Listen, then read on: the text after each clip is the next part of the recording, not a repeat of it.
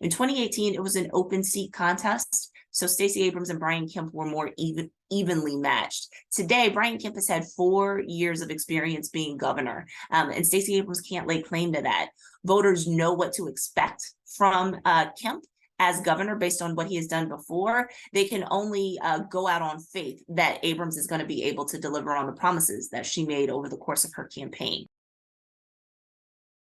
That type of environment where the president's party tends to lose seats at the national level, where the president himself is underwater and Abrams happens to share a partisan identification with the president, all serve to give her a certain number of headwinds that she did not have in 2018, where she was a member of the insurgent party and running in an environment where the president of the opposite party was unpopular and where Republicans were actually losing seats at the federal level.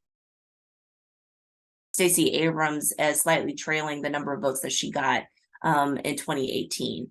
She may catch up once we figure out, where the rest of the outstanding votes are from the state. Once we've counted all the provisional and overseas votes, that she's probably performing at about the same rate that she did before, maybe slightly below.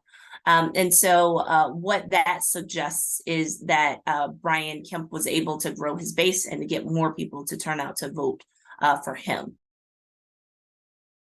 I think we also have to think about some of the important but intangible things about whether or not Black women candidates are held to a different standard and perhaps judged more harshly, and whether or not that actually affected votes. But I think a lot of what we see here is people were not that dissatisfied with Brian Kemp, and they were comfortable with his leadership, and they were willing to give him another 4 years.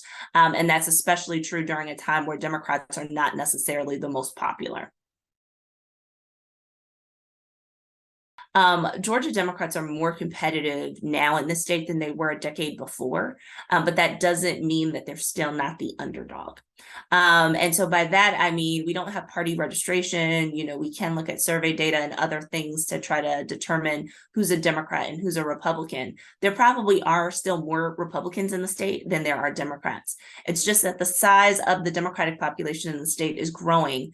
And in certain types of elections where you have a deeply flawed candidate or where you have a highly competitive race in an environment that might actually favor Democrats, Democrats can be in a position where they are actually able to beat Republican candidates. The difference between the Abrams-Kemp race versus the Walker-Warnock race is that, one, Raphael Warnock has some incumbency advantage. So, he was duly elected in 2021. He served a year and a half in that office. So people have gotten to see how he performs as a U.S. Senator. Herschel Walker, in contrast, has absolutely no political experience.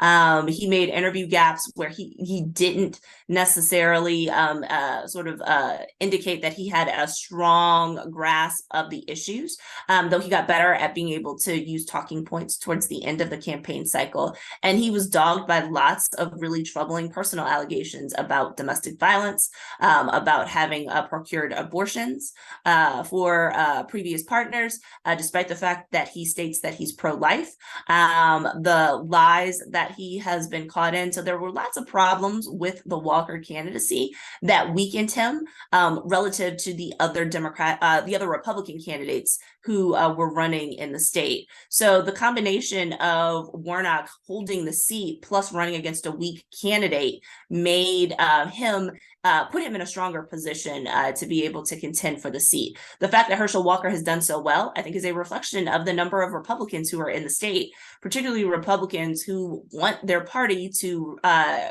obtain control of the Senate.